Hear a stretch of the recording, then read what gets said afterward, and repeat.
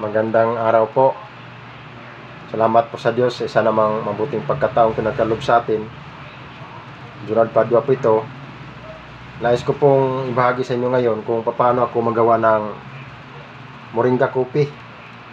Kape na galing sa dahon ng malunggay.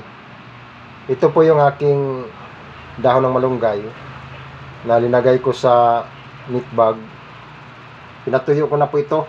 3 araw na po ito. Pinatuyo ko ng 3 araw. Pero hindi ko po ito pinaparawan. Nasa loob ng bahay lang. Indoor ko lang siya hinanging. Para kumbaga ito ay air dryer. Pinatuyo ko lang siya sa hangin. Para hindi mabawasan ang kanyang nutrients sa araw. Ang gagawin na natin ito para maging powder. Initin natin siya dito sa ating cookware. Ito po ating cookware. Ilagay natin dito para maging powder siya. Madali siya maging powder. Kailangan painitan natin siya. Yan.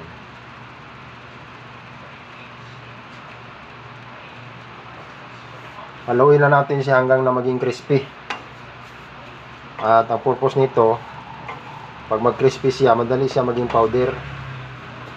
At ang isa din dito, lalabas yung kanyang aroma. Lalo siyang babango pag ginawa natin siyang coffee. Yan, haluin lang na maayos para magpantay kanyang pagkaluto. Magpantay yung pagka-crispy niya maya. Madali lang siya gawing powder. Initin natin siya o lulutuin dito sa ating cookware ng 2 minuto hanggang 3 minuto. Yung mga 3 minuto na yan, sigurado tayo na crispy na siya. Mahina lang yung apoy. Lagay natin sa medium heat. Yan lang. Ito ang kape mga ka-healthy, mga sambahay na napaka-healthy po ito.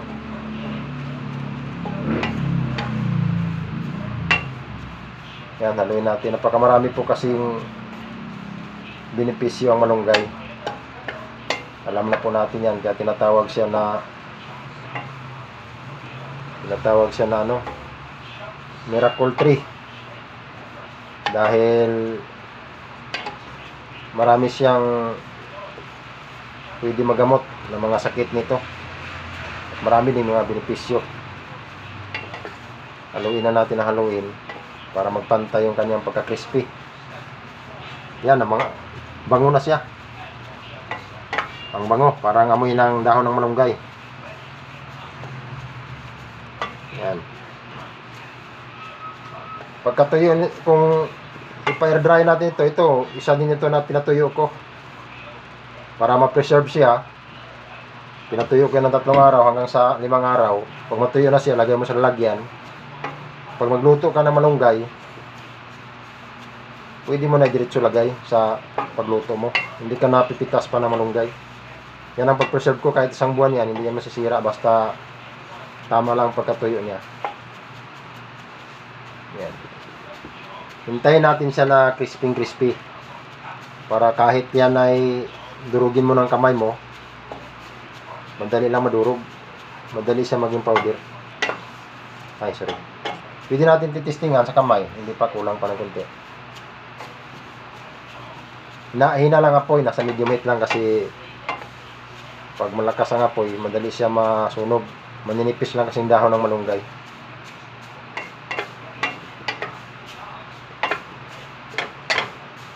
Yan.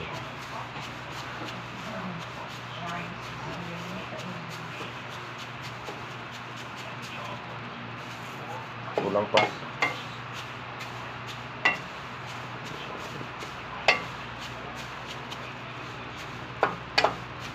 Ang bango niya.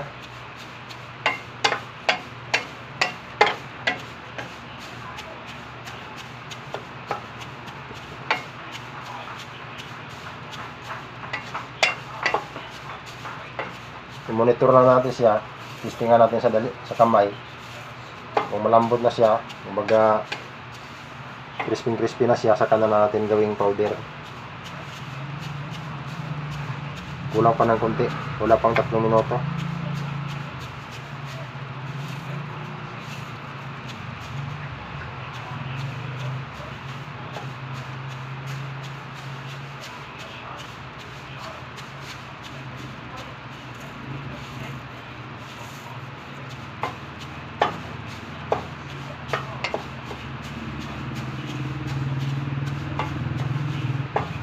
Bango.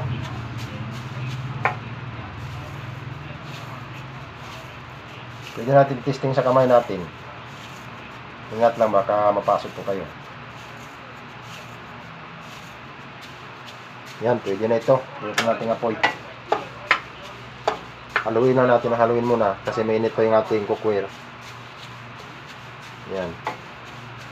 Pagkatapos, gawin na natin ito powder. Pwede ninyo ito palamigin para pwede ninyo durugin sa kamay. Pwede din natin ito pag malamig na lagay sa plastic tapos durugin, pero hindi maganda. Ang gagawin ko nito, gamitan ko siya ng almiris, tapos bayuhin ko siya para mabilis po siya na madurog.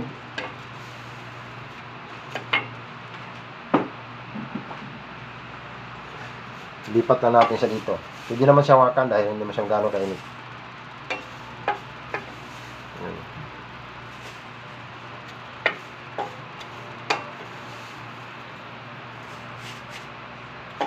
Kasi kung hintayin natin na lumamig ito, saka natin i-powder, pwede man, pero matagal, hahaba po yung video natin.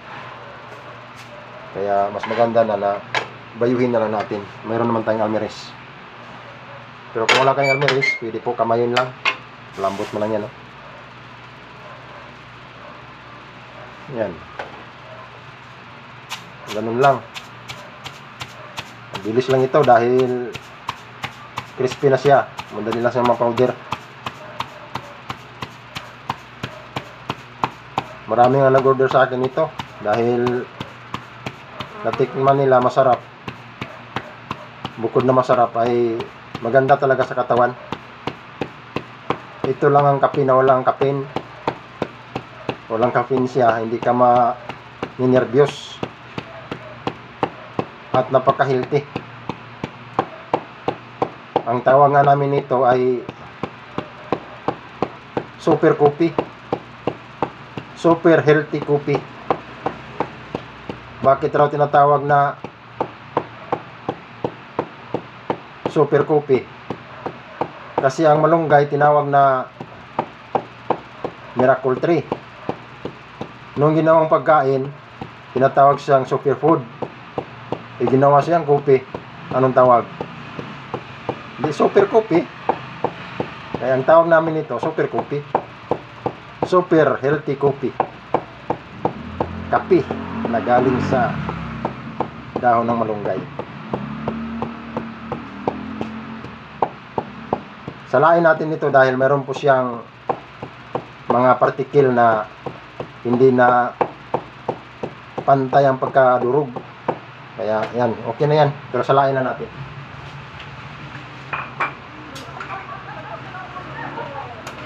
Sinasala ko kasi yan, eh.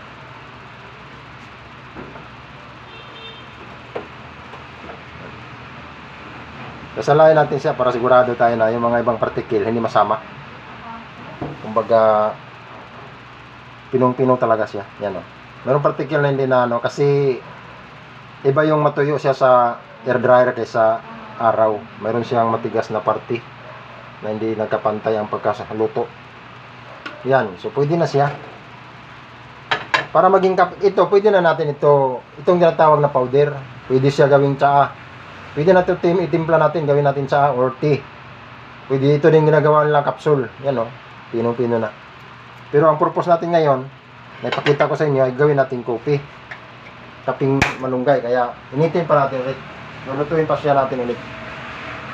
Lulutuin natin siya hanggang sa magkulay dark brown or chocolate brown. Kailangan lang na nasa medium lang ang init ng apoy natin at huwag natin pabayaan na hindi mahalo. Haluin natin para magpantay yung kanyang pagkaluto. Kailangan haluin ng haluin ito dahil pag hindi, masusunog. Kasi powder na po ito, eh. Tapos tingnan na natin yung kulay. Pag ang kulay niya dark brown na, tama na yun. Huwag na natin masyadong paitimin. Kasi pag paitimin natin, parang abo na lang yan. Hindi na yan kape. Yan. Ang gabango. Nangangamoy siya. Anong amoy? Amoy kape. Kapeng malunggay. Napaganda po ito. Kahit pa ito'y magkape ka ng umaga, magkape ka ng tanghali, magkape ka ng hapon, magkape ka ng gabi. Pero tandaan natin palagi na ang bawat labis ay hindi maganda. Yan. Kahit pa yan kahilti ng pagkain, pag sobra, hindi talaga maganda. Yan. Bango. Yan ang kaping napakahilting kape.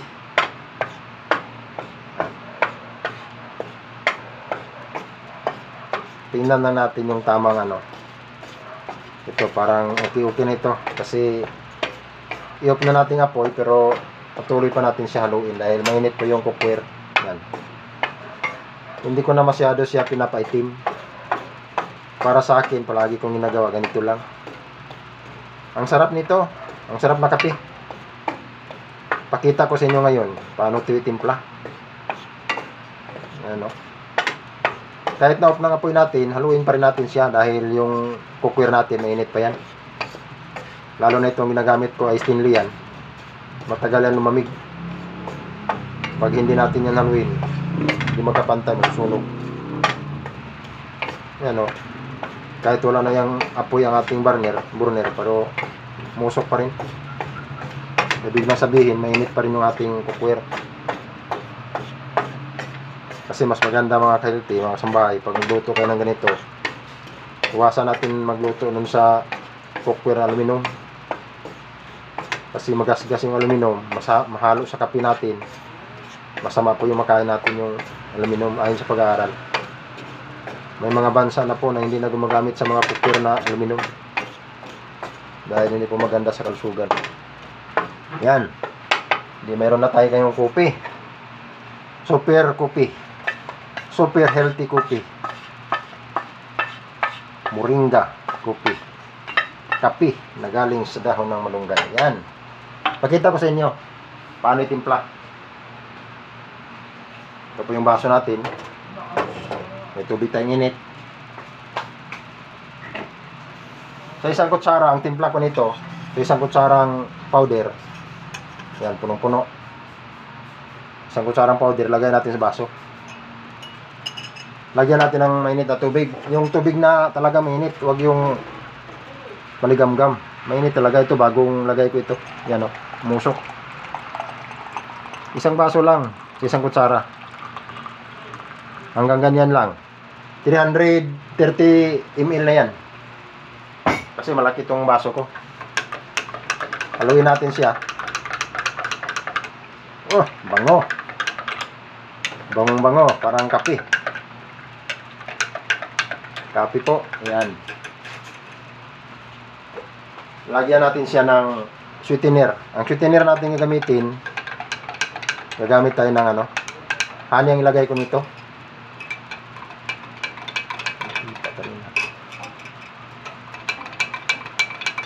Gamitan natin ng honey. Itong honey ko, pure ito. Sigurado ako pure dahil tinitesting ko ito. Kung magbili kayo ng honey, take note lang, siguraduhin ninyo na pure. Galing bukid nun ito. Pero hindi black honey, pero pure ito. Tinesting ko ito eh. Isang kutsara lang na honey lagay ko. Tama na ito sa aking timpla. Pero nasa inyo, kung gusto niyo na medyo matamis-tamis, dagdagan niyo. Kung wala kayong honey, pwede naman yung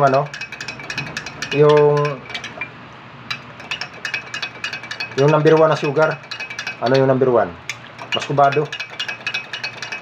Kung walang number 1, number 2. Anong number 2? Yung pong brown sugar. Pero wag lang kayo magamit ng number 3. Ano po yung number 3? Yung white sugar. Kung maaari lang. Kasi yung white sugar, refined yan. Tinatawag nila na simple sugar. Marami ng chemicals. Kung maaari lang. Pero nasa inyo na po yun. Pero ako hindi ako gumagamit ng white. Yan. Pagkatapos nito, kailangan ma-mix natin ng maayos para lumasa siya. Hintayin natin siya ng mga ilang minuto para bumaba itong ating powder. Hindi kasi ako gumagamit ng mga bags, yung tea bags, yung ginagamit lang tila na nilagyan ng lubid na ganun-ganun. Kasi may side effect po yun. Dacron lang kasi po yun eh.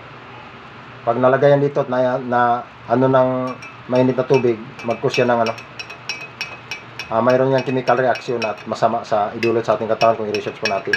Kaya hindi ako gagamit yan. Hintayin lang natin ito ng ilang segundo, bababa kasi yan. Wala pang 2 minuto. Wala pang 1 minuto nga eh. Bababa yan. Tama-tama lang din na pagbaba niyan, medyo lumabig siya konti, pwede na natin inumin. Ganyan lang, pag gusto ninyo na medyo mapait, dagdagan lang nyo ng powder na moringa. Pag ayaw niyo masyadong mapait, di bawasan po ninyo. Kahit isang kalahating kutsara. Nasa inyo na po. Kung gusto niyo mas matamis-tamis, dagdagan niyo ng sugar. Ganoon lang po.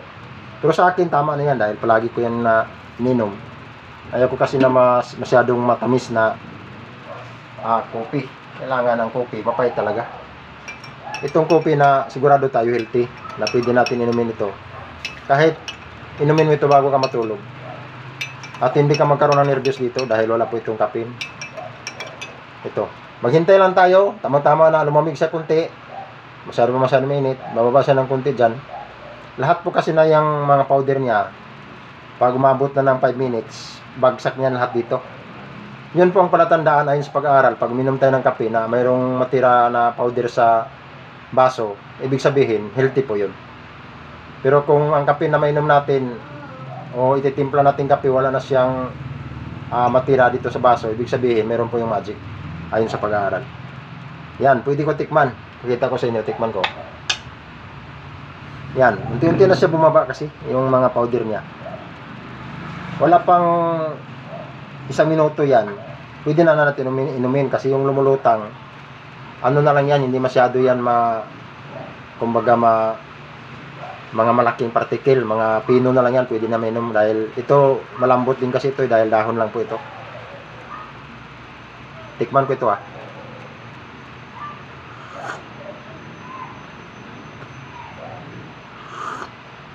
Ang sarap. Talagang kaping-kape.